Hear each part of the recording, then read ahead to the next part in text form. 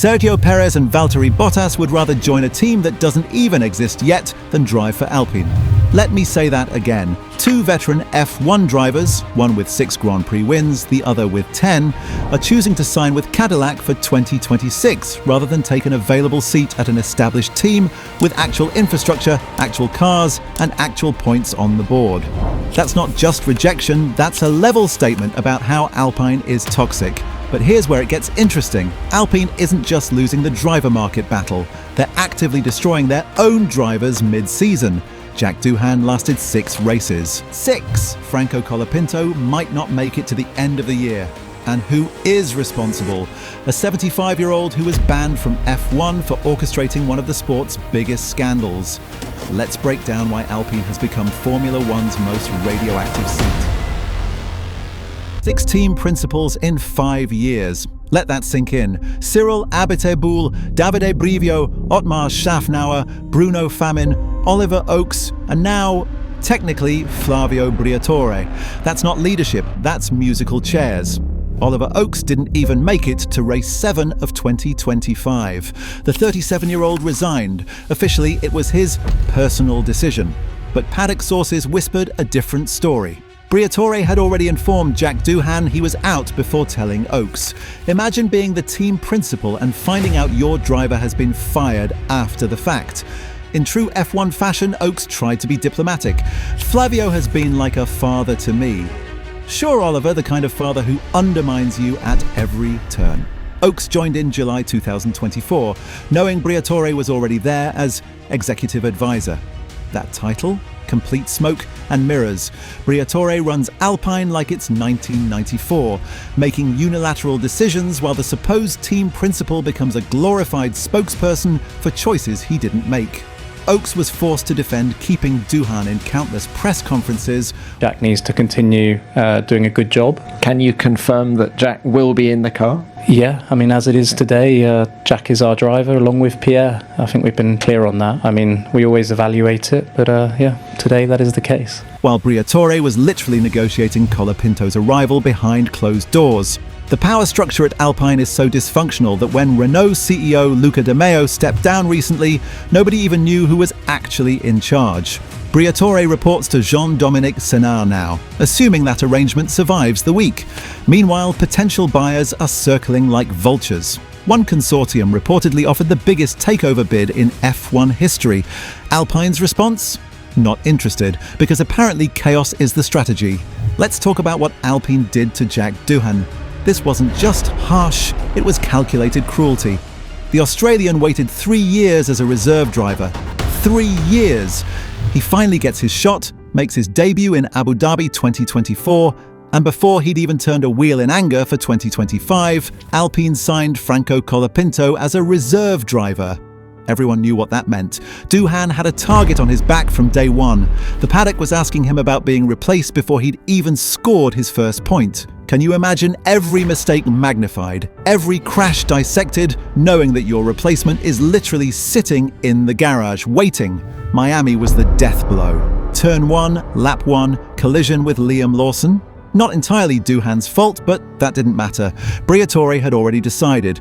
The press release called it a rotation, like they're managing a fantasy football team, not human careers. But here's where Alpine's incompetence reaches new heights. Colapinto's deal is a 5-year loan from Williams. Alpine paid £8.5 million for the privilege of developing another team's driver.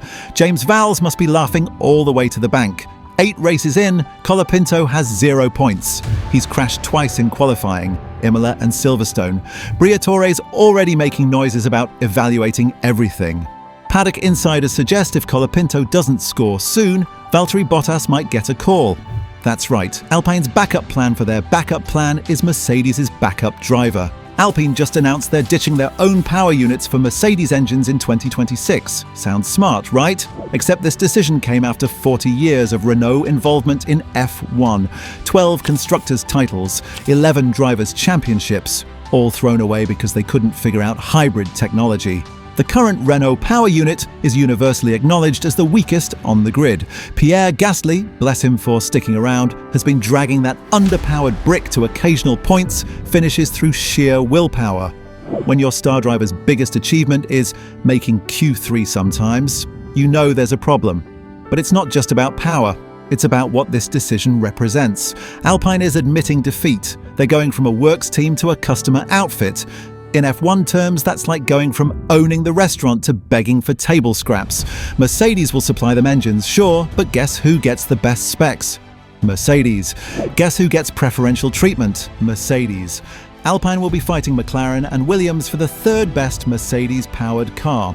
Briatore tried to spin this as focusing resources on chassis development.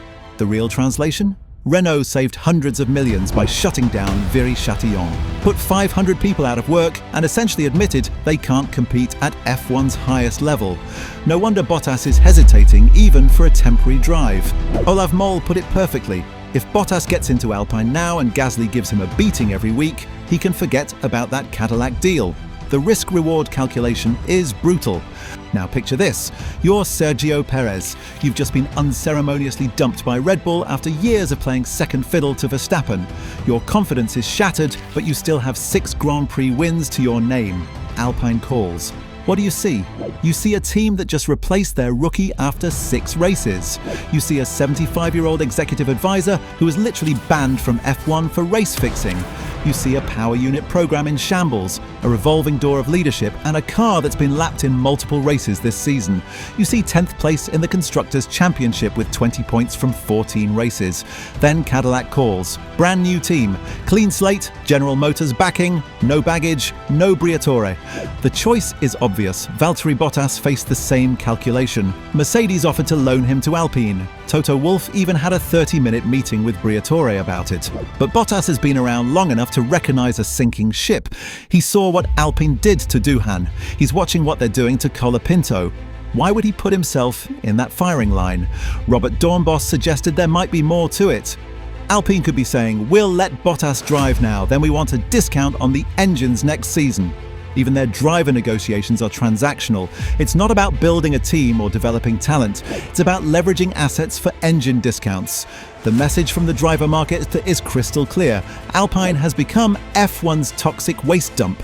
When drivers would rather bet on an unproven startup than join your established operation, you've got problems that go way deeper than car performance. Let's address the elephant in the paddock. Flavio Briatore shouldn't be anywhere near Formula One. This is a man who ordered Nelson Piquet Jr. to deliberately crash at Singapore 2008 to help Fernando Alonso win.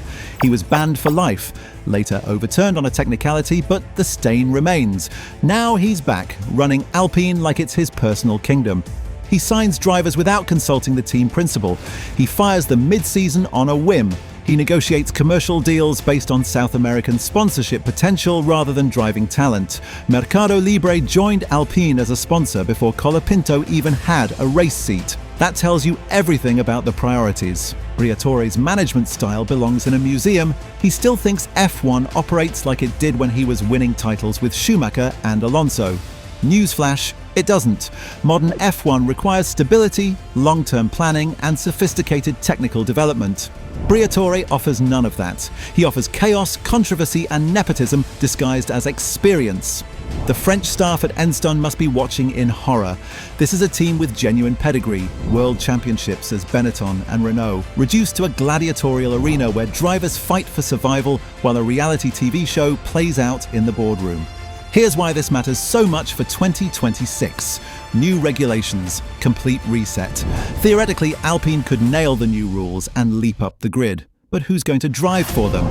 They've burned Duhan, they're burning Colapinto. They've been rejected by Perez and Bottas. Their lead driver, Pierre Gasly, must be counting down the days until his contract expires.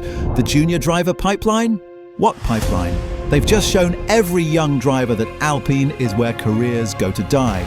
Meanwhile, their competitors are building for the future. Mercedes has Russell and Antonelli locked down. Ferrari has Leclerc and whoever they poach next. McLaren has Piastri and Norris sorted through 2028. Even Cadillac, a team that doesn't exist yet, has more driver stability than Alpine. The Mercedes power unit might be competitive in 2026, but what good is a great engine if you can't find anyone willing to drive the car? One thing is certain, Alpine has become the red flag of modern Formula One. They have the budget, the infrastructure, and soon a Mercedes engine. What they don't have is leadership, stability, or basic respect for their drivers. The saddest part? Somewhere in Enstone, there are hundreds of talented engineers and mechanics trying to build a competitive car while their management plays Game of Thrones in the boardroom. They deserve better. The sport deserves better. Will Alpine sort this out? History suggests not. This is their 6th consecutive year of dysfunction. At some point, Renault needs to either commit fully or sell to someone who will. This halfway house of minimal investment and maximum chaos isn't working. The paddock is watching, and what they see is a team that treats drivers like disposable commodities, changes leadership like underwear, and operates on the management philosophy of a 1990s crime family. In true F1 fashion, it's spectacular entertainment. But for anyone considering driving for them, it's career suicide. So here's my question for you. If you were a driver, any driver, would you sign for Alpine right now? Or would you take your chances with literally any other option, including sitting out a season? Let me know in the comments, because from where I'm standing, Alpine's driver search is about to get a lot more desperate. And when a team starts calling drivers who've been out of F1 for years, you know the cage isn't just rattling, it's completely fallen apart. Hit subscribe if you want to watch this disaster continue to unfold, because trust me, we're only halfway through this season and Alpine's chaos has only just begun.